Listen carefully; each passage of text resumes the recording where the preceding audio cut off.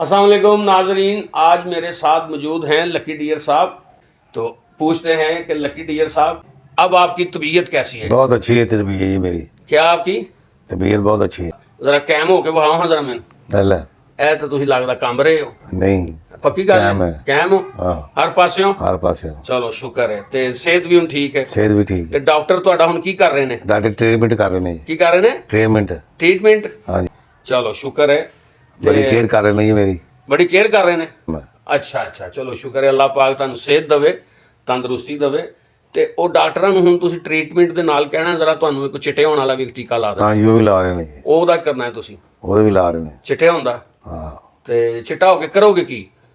ड्रामे काम करा ਡਰਾਮੇ ਹੀ ਕੰਮ ਕਰੋਗੇ ਤੇ ਉਹ ਤੇ ਤੁਸੀਂ ਇੰਜ ਵੀ ਕਰਦੇ ਹੋ ਮਾਸ਼ਾਅੱਲਾ। नहीं हो तो चिट्टा होना ना। ਹੁਣ ਚਿੱਟਾ ਹੋ ਕੇ हाँ ਤੇ ਫਿਰ ਤੁਸੀਂ ਟੀਵੀ ਡਰਾਮੇ ਹੀ ਕੰਮ ਕਰੋਗੇ। टीवी ड्रामा जी ਹੀਰੋ ਦੇ ਕਰੋਗੇ ਪਾਰਟ ਜਾਂ ਕੁੜੀ ਦੇ ਪਿਓ ਦਾ जेड़ा भी लभ गया। ਜਿਹੜਾ ਲੱਭ ਗਿਆ ਉਹ ਤੁਸੀਂ ਕਰਦੇ ਹੋਗੇ? हाँ जी ਬਿਲਕੁਲ।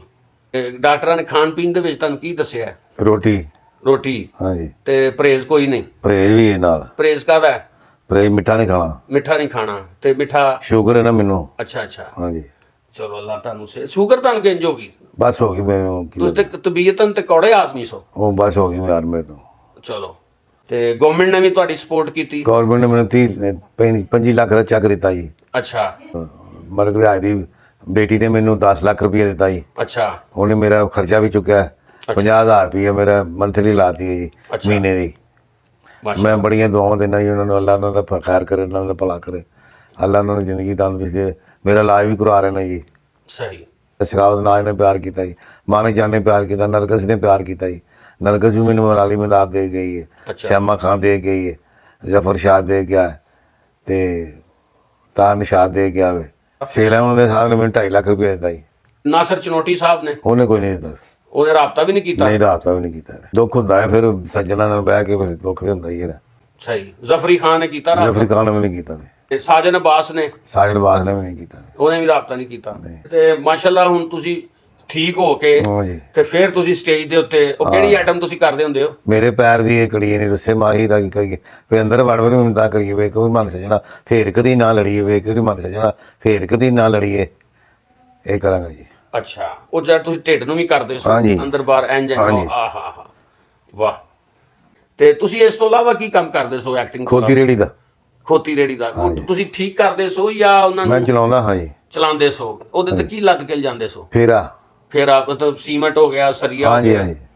ਤੁਹਾਨੂੰ ਇਸ ਚੀਜ਼ ਦੀ ਖੁਸ਼ੀ ਹੋਈ ਕਿ ਤੁਹਾਨੂੰ ਲੋਕਾਂ ਨੇ, ਗਵਰਨਮੈਂਟ ਨੇ, ਤੁਹਾਡੀ ਫਨਕਾਰ ਬਰਾਦਰੀ ਨੇ ਬੜਾ ਸਾਂਭਿਆ, ਬੜਾ ਸਪੋਰਟ ਕੀਤਾ ਜੀ ਮੈਨੂੰ। ਹਾਂ, ਤੇ ਇਹਦੀ ਤੁਹਾਨੂੰ ਖੁਸ਼ੀ ਹੋਈ ਹਾਂਜੀ ਕਿ ਤੁਸੀਂ ਅੱਛੇ ਲੋਕਾਂ ਦੇ ਵਿੱਚ ਹਾਂਜੀ। ਜ਼ਿੰਦਗੀ ਵਕਫ ਕੀਤੀ ਹੈ? ਹਾਂਜੀ।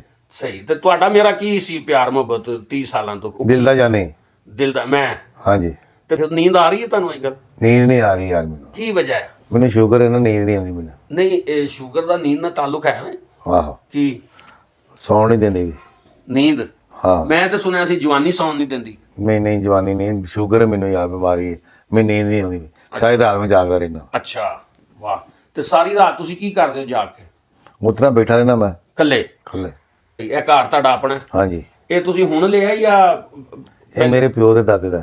ਅੱਛਾ, ਤੇ ਤੁਸੀਂ ਕਿੰਨੇ ਭੈਣ ਭਾਈ ਹੋ? ਅਸੀਂ 9 ਭੈਣ ਭਰਾ। ਤੁਸੀਂ ਕਿੰਨਵੇਂ ਨੰਬਰ ਤੇ ਹੋ?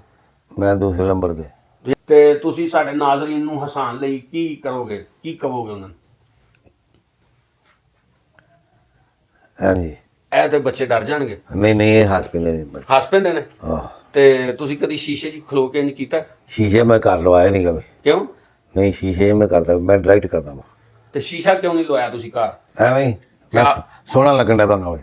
ਅੱਛਾ, ਨਹੀਂ ਹੈ ਤੇ ਤੁਸੀਂ ਸੋਹਣੇ ਹੋ। ਵਾਹ। ਮੈਂ ਤੇ ਤੁਹਾਨੂੰ ਫੁੱਲ ਜਵਾਨ ਵੇਖਿਆ ਹੈ, ਹਾਂਜੀ ਯਾਨੀ ਬਗੈਰ ਸ਼ਾਦੀ ਤੋਂ ਤੁਹਾਨੂੰ ਦੇਖਿਆ ਹੈ। ਹਾਂਜੀ। ਤੇ ਉਦੋਂ ਵੀ ਤੁਸੀਂ ਸੋਹਣੇ ਸੋ, ਹੁਣ ਵੀ ਮਾਸ਼ਾਅੱਲਾ ਸੋਹਣੇ ਹੋ। ਆਹ ਤੇ ਹੁਣ ਅੱਗੋਂ ਵਿਆਹ ਕਰਨ ਦਾ ਇਰਾਦਾ ਤੇ ਨਹੀਂ? ਨਹੀਂ ਯਾਰ ਹੁਣ ਬੜੀਆਂ ਨੇ। ਕਿੰਨੇ ਵਿਆਹ ਕੀਤੇ? 3। 3 ਵਿਆਹ ਕੀਤੇ ਨੇ? ਤੇ ਤਿੰਨੋਂ ਕੋਲ ਨੇ? ਤਿੰਨੇ ਨੇ, 2 ਫੌਤ ਹੋ ਗਈਆਂ ਨੇ, ਇੱਕ ਮੇਰੇ ਕੋਲ। ਸੇਠ ਸਾਹਿਬ ਮੈਂ ਤੁਹਾਨੂੰ ਵੈਲਕਮ ਕਹਿੰਦਾ ਜੀ। ਅੱਲਾ ਤੁਹਾਨੂੰ ਜ਼ਿੰਦਗੀ ਤੰਦਰੁਸਤੀ ਦੇਵੇ, ਮੇਰਾ ਕਰਜ਼ਾ ਆਬਾਦ ਕੀਤਾ ਤੁਸੀਂ। ਅੱਲਾ ਤੁਹਾਨੂੰ ਜ਼ਿੰਦਗੀ ਤੰਦਰੁਸਤੀ ਦੇਵੇ ਜੀ। ਮੈਨੂੰ ਪੈਸੇ ਭੇਜੇ ਜੀ। ਅੱਲਾ ਤੁਹਾਡੀ ਖੈਰ ਕਰੇ। ਮਰੀਮ ਨਵਾਜ਼ ਨੂੰ ਵੀ ਮੈਂ ਸਤਿ ਸਲਾਮ ਹੈ ਜੀ। ਅੱਲਾ ਨੇ ਮੁਸ਼ਕਿਲ ਆਸਾਨ ਕਰੇ, ਅੱਲਾ ਦੀ ਜ਼ਿੰਦਗੀ ਤੰਦਰੁਸਤੀ ਦੇ। ਪੰਜਾਬ ਦੀ ਬੇਟੀ ਬਣ ਕੇ ਵਾਹ ਜੀ ਤੂੰ। ਮਲਕ ਰਿਆਜ਼ ਨੂੰ ਵੀ ਮੈਂ, ਉਹਦੀ ਅੰਬਰ ਨੂੰ, ਉਹਦੀ ਬੇਟੀ ਨੂੰ ਵੀ ਸਲਾਮ ਕਰਨਾ ਜੀ, ਸਤਿ ਸਲਾਮ ਵੀ। ਮੇਰਾ ਕਰਜ਼ਾ ਚੁੱਕਿਆ ਜੀ ਉਹਦਾ, अल्लाह ने जिंदगी तंदुरुस्ती देवे जी। ये थे जी लकी डियर साहब। अल्लाह पाक की रहमत से ये अब ठीक हैं और खुश भी हैं कि इनकी पंजाब गवर्नमेंट ने और इनकी फनकार बरादरी ने बड़ी ही केयर की।